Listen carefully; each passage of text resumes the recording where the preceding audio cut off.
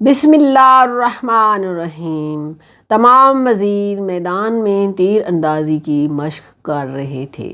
سلطان غوث الدین بھی ان کے ساتھ شریک تھا۔ اچانک سلطان کا نشانہ خطا ہو گیا اور وہ تیر ایک بیوہ عورت کے بچے کو جا لگا، اس سے وہ مر گیا۔ سلطان کو پتہ نہ چل سکا۔ وہ عورت قاضی سلطان کی عدالت میں پہنچ گئی۔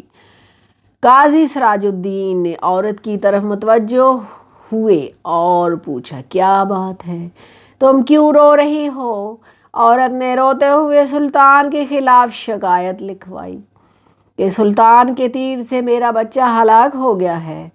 قاضی سراج الدین نے عورت کی بات پوری توجہ سے سنی اور پھر اسی وقت سلطان کے نام خط لکھا۔ آپ کے خلاف شکایت آئی ہے، فوراً عدالت میں حاضر ہو جائیں اور اپنے خلاف آنے والی شکایت کا جواب دیں۔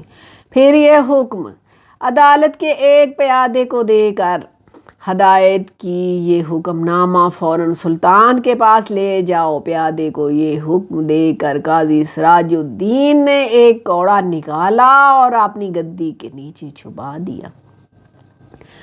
پیادہ جب سلطان کے محل میں پہنچا تو اس نے دیکھا کہ سلطان کو درباریوں نے گھیر رکھا ہے اور قاضی کا حکم نامہ سلطان تک پہنچانا مشکل ہے۔ یہ دیکھ کر پیادہ نے اونچی آواز سے اذان دینا شروع کر دی۔ بے وقت اذان سن کر سلطان نے حکم دیا، اذان دینے والے کو میرے سامنے پیش کرو۔ پیادہ نے سلطان کے سامنے پیش کیا گیا۔ سلطان نے گرج کر پوچھا، بے وقت اذان کیوں دے رہے ہو؟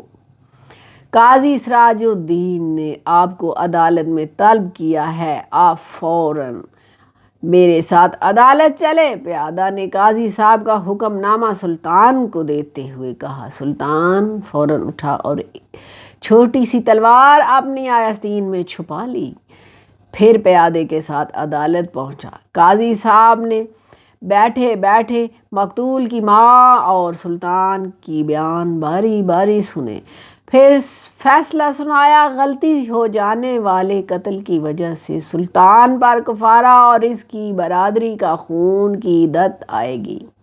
ہاں، اگر مقتول کی ماں مال کے کچھ مقدار پر راضی ہو جائے تو اس مال کے بدلے سلطان کو چھوڑا جا سکتا ہے۔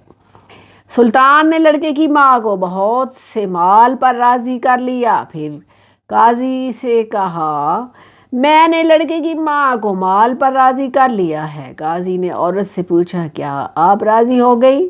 جی ہاں، میں راضی ہو گئی ہوں، عورت نے قاضی کو جواب دیا۔ اب قاضی اپنی جگہ سے سلطان کی تعظیم کے لیے اٹھے اور انہیں اپنی جگہ پر بٹھایا۔ سلطان نے بغل سے تلوار نکال کر قاضی سراج الدولہ کو دکھاتے ہوئے کہا، اگر آپ میری ذرا سی بھی رعایت کرتے تو میں اس تلوار سے آپ کی گردن اڑا دیتا۔ قاضی نے بھی اپنی گدی کے نیچے سے کوڑا نکال کر سلطان غوث الدین کو دکھاتے ہوئے کہا، اور اگر آپ شریعت کے حکم ماننے سے ذرا بھی ہچکچاتے تو میں اس کوڑے سے آپ کی خبر لیتا۔ بے شک یہ ہم دونوں کا امتحان تھا۔ ایسے ہی حکمران تھے اور ایسے ہی عادل منصفین تھے۔ اللہ تعالی ہم کو ایسے عادل جج اور نیک حکمران عطا فرمائے، آمین یا